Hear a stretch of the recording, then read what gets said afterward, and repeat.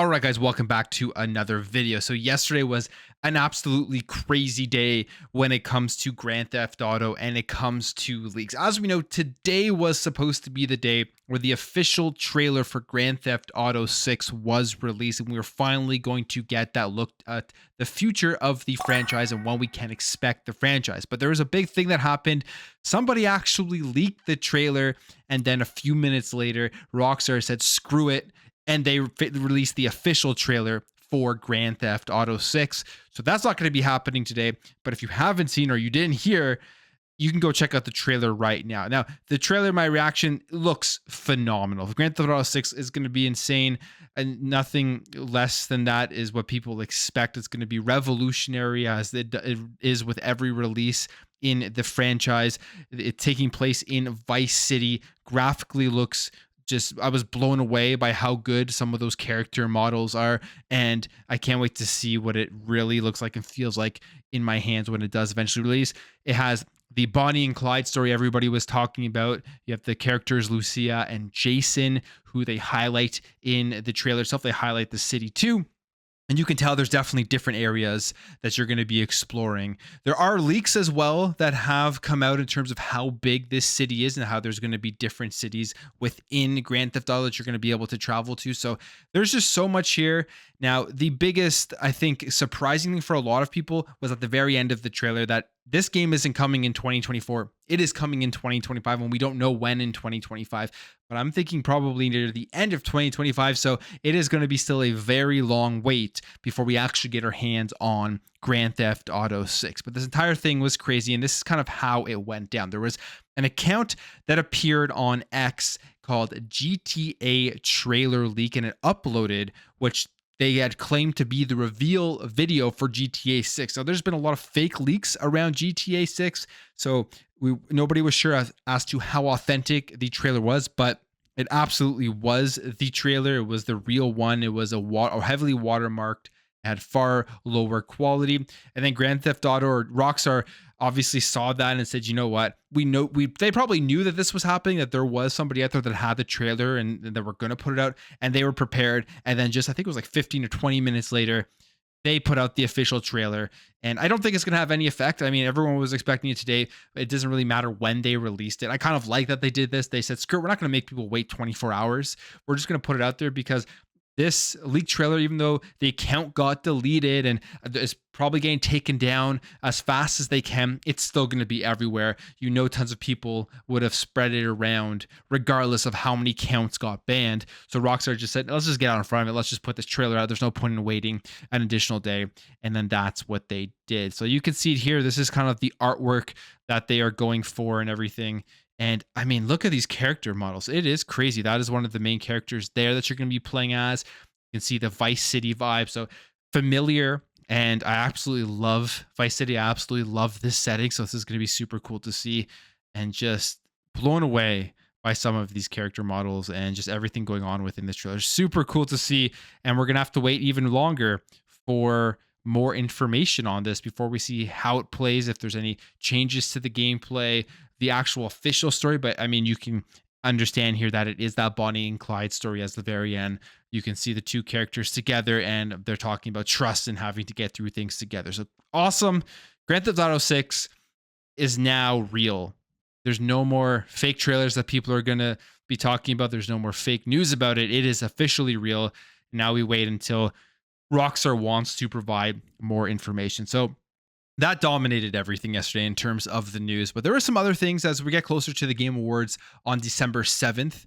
I think the news is going to be less and less until then, until we get some big drops of games, trailers, and information, specifically when it comes to Xbox Game Pass. And I know there are a lot of Xbox fans out there that probably don't care about watching the Game Awards whatsoever. We now know that the runtime is 2.5 to 3 hours, which to me is just so stupid how long that is going to be. Like, I'm probably going to skip a lot of it and just kind of filter through to the announcements that I care about at the end of it, because it was so boring last year.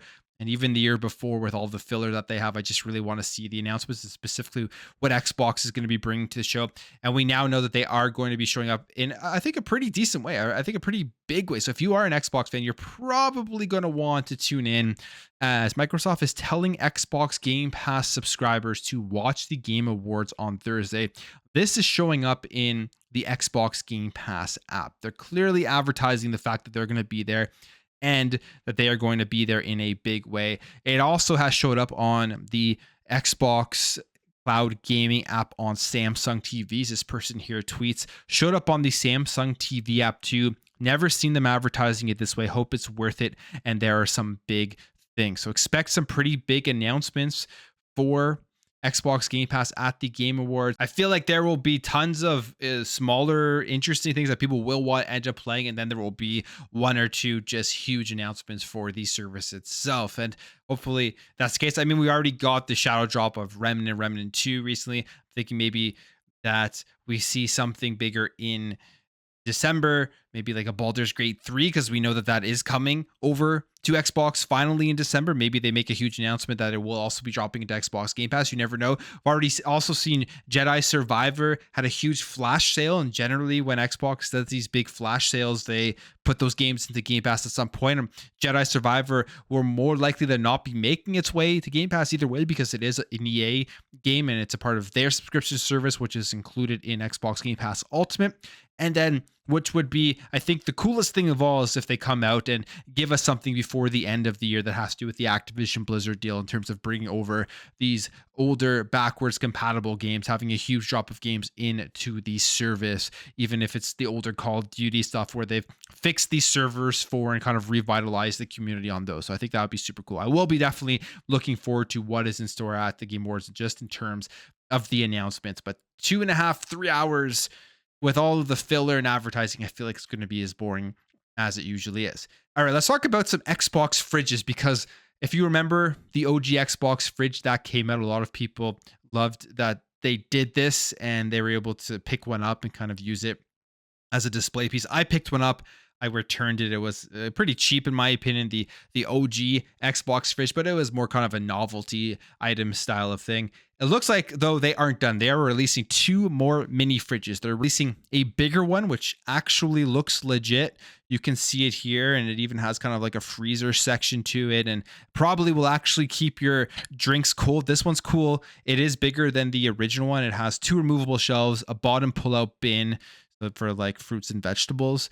I guess I don't know how many gamers are going to be putting fruits and vegetables in there. 8 beverage cradles, 3 door shelves. It's an 11-liter chiller compartment for keeping things extra frosty. Has a reversible door, and it has adjustable feet, and it's over 2 feet tall. So this is seemingly like a real mini fridge here, where you will have some nice cold drinks. If you were to pick it up, it has the Xbox branding and everything like that, and some other cool features in there. You can see it with it completely stuffed. And then they're also releasing an even smaller mini fridge, even more, I would say, gimmicky novelty style of fridge. And that is the 14.3 inches fridge, 4.5 liter capacity. You can see the difference. This is the OG Xbox fridge. And then this will be the smaller one if you just want to have a couple of drinks in there just to keep them cold. So if you're looking for an Xbox fridge, you haven't picked up the original, you thought the original one wasn't good enough, there is actually going to be a more premium one that they are releasing. It's at $198 right now at Walmart. These generally do drop in price. I mean, I think you can get the original Xbox Switch for like $40 now. So you'll probably see similar stuff about these ones later on if they don't sell the way that they are expecting them. So, okay, let's jump over here. Let's talk about Nvidia GeForce Now, because as we know, Xbox, Activision, they made that deal with Nvidia GeForce Now to make sure that all of the Call of Duty titles and other Activision games do show up on the Nvidia GeForce Now cloud streaming service. But there is something very weird going on here, and that is that originally there were bans by Nvidia GeForce Now for people who are playing Call of Duty through the Nvidia GeForce Now server. There is an update now. It seems like they have actually rolled back the bans and the issue has been resolved. But this has been happening here. If you're maybe somebody that's affected by it, that says here, just 24 hours after the launch to cloud streaming, players are reporting on Reddit that their accounts have been banned, and Call of Duty games use a proprietary anti-cheat software known as Ricochet, which may be confusing the cloud streaming service as a means of cheating. Now, the update says this: the official Call of Duty updates Twitter account acknowledged the unwarranted bans on Friday in a tweet that declared the issue with Nvidia GeForce Now has been resolved. So MW3, MW2, and Warzone, those are the games that were having the issues. Those have been resolved, and they say players who've accessed the game through cloud services received improper account enforcements. We have identified a small number of accounts impacted by this issue and are working to roll back unwarranted accounts. So there you have it. I mean, that's a good thing that they recognize this relatively fast and they are rolling it back. But this is just kind of another hiccup in the whole cloud streaming thing where you're having issues like this, where the cloud streaming software is not recognizing these accounts as being legitimate. And then these bans are coming out. And like I said in my other video, I think it was last week, where I talked about this deal finally, the results are coming through where Call of Duty is coming onto Nvidia GeForce Now. And I saw some comments in my video as I asked for people's experiences, and I would love to know if you guys have used this since then. But I don't know why people would want to play Call of Duty through Nvidia GeForce Now. I never thought about this when they were going through that whole deal and how many people would actually use it, because it's a first-person shooter. You're playing online. There's going to be already some input lag, more lag than you would have if you're playing natively on your PC or on your Xbox and stuff like that. So I'm not sure how good the experience is with Call of Duty or a first-person shooter, online first-person shooters via cloud services, but people, obviously, there is a demand for that, and they will be checking out. And now, at least, they are looking into accounts being banned and rolling those back. But like I said, let me know if you've used NVIDIA GeForce Now for Call of Duty. I'd love to know your experience.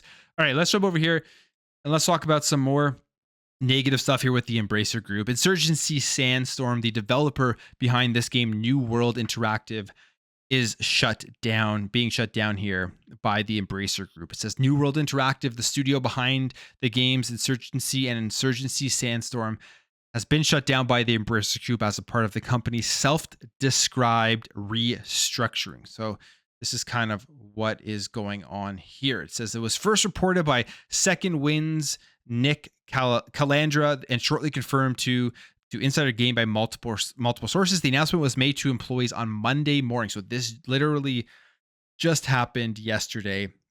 The employees go to work, they get an announcement, and the studio they work for is no longer. It was founded in 2010, the studio, and it was the studio behind Insurgency and then Insurgency Sandstorm, which I believe has a pretty strong community for people who enjoy the tactical style of multiplayer first-person shooters, and obviously that is gone. As of recent, it was averaging nearly 4,000 players per day on Steam over the last 3 months, 6 years after its release, which I think is actually not bad. Still getting 4,000 players 6 years after its release. I'm sure there's a huge community there that would be jumping in and playing a new one if they were ever to release it, and Embracer has yet to respond. So this is just another downfall by Embracer, another studio that's closed. And there's going to be a lot of games here, a lot of great IPs that people loved that are going to be affected by this. You think about this, you think about Time Splitters, you think about studios like Volition that got shut down. I know a lot of people didn't like the recent Saints Row, but the game itself has a long history of tons of fans to the franchise. So just a lot of negativity with the Embracer Group. And one of the things that I think would be most interesting here is Xbox or other big companies going to go in there and try to gobble up some of these IPs that Embracer is trying to unload, knowing that they could take these and then make a profit or make something good out of them and give gamers these games that they would enjoy playing. Now, one of the interesting things as well is the last Xbox Game Pass announcement, I think it's had 4 or 6 Embracer Group games in it. And a lot of people are thinking maybe this is them trying to test out how popular these games would be to potentially be making a deal to buy off some of the studios or buy off some of the games from the Embrace Group. I could definitely see that happening. Xbox can afford to do that and then get some great IPs added to their portfolio. So we'll see if anything does come out of that. And finally, this one I'm going to jump over to is a leak for the Game Awards. So if you're really planning on not wanting to see anything leaked, skip this part, but I'm going to talk about it, and it has to do with the next EA Originals indie game has been leaked and most likely will be announced at the Game Awards or announced in the coming days. It says here that Deal Labs user Bill Bunkun, who has been reliably leaking game information for years, says the publisher's next game will be called Tales of Kenzera Zhao, and the game will be developed by Surgeon Studios, a UK-based transmedia studio who signed a deal with EA back in March 2021 when it was known as Silver Rain Games. And here's the style of game it will be. It will be a 2.5D side-scrolling adventure platformer similar to the Trine games, which is cool. I love side-scrolling adventure platformers, so I'm always happy to see that. And it will reportedly star a young protagonist wearing two necklaces who is endowed with magical powers on his head and his fists, and will be released April 23rd, 2024, and will cost $17.99. So obviously not a full price game. It's an indie game, a smaller title, a side scroller. But from just reading that, that sounds pretty cool. So I'm excited to see exactly what this is. And they say here, although not officially confirmed, it's very likely that it will be revealed at the Game Awards. So we probably will be seeing that in just a couple of days and kind of seeing what is that next EA Originals. And they've done very good with their EA Originals. Unravel's a great game. It Takes Two is a great game. A Way Out is another one that's awesome. So lots of awesome EA Originals that have come out, and happy to see that we're going to be getting a brand new one. But I will leave the video there, guys. If you did enjoy this video, make sure to hit that thumbs up. If you are new here, hit that subscribe, and I'll catch you guys in the next video.